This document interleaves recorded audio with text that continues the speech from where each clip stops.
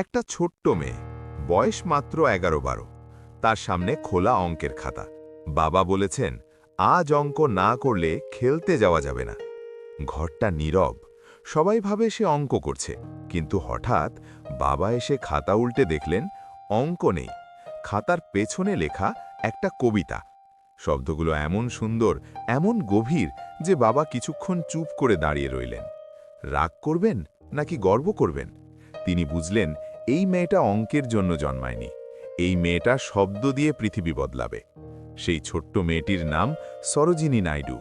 মাত্র ১৩ বছর বয়সে তিনি লিখে ফেললেন ১৩০০ লাইনের কবিতা। বিদেশে পড়াশোনা, চারদিকে প্রশংসা। সবাই বলতো, তুমি ভারতের নাইটিঙ্গেল। সেই নাম ছড়িয়ে পড়ল দেশ জুড়ে।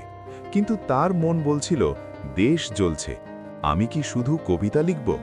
তিনি মঞ্চে উঠলেন, নারীদের অধিকার নিয়ে কথা বললেন, স্বাধীনতার ডাক দিলেন। ১৯৩০ সল্ট সত্যাগ্রহ। যখন মহাত্মা গান্ধী গ্রেফতার হলেন, অনেকে পিছিয়ে গেল, কিন্তু সরোজিনী এগিয়ে এলেন। লাঠি উঠছে, রক্ত ঝরছে, কিন্তু তিনি বলছেন, ভয় পেও না, আমাদের শক্তি সত্যে। একজন কবি, যিনি কলম ছেড়ে আন্দোলনের পতাকা ধরেছিলেন, তিনি বহুবার জেলে গেছেন, অসুস্থ হয়েছেন, তবুও থামেননি। আর স্বাধীনতার পরে তিনি হলেন ভারতের প্রথম মহিলা গভর্নর।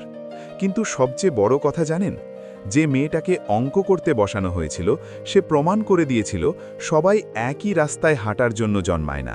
মনে রাখবেন, আপনার খাতার পেছনে লেখা স্বপ্নটা একদিন সামনের পাতায় ইতিহাস হয়ে উঠতে পারে।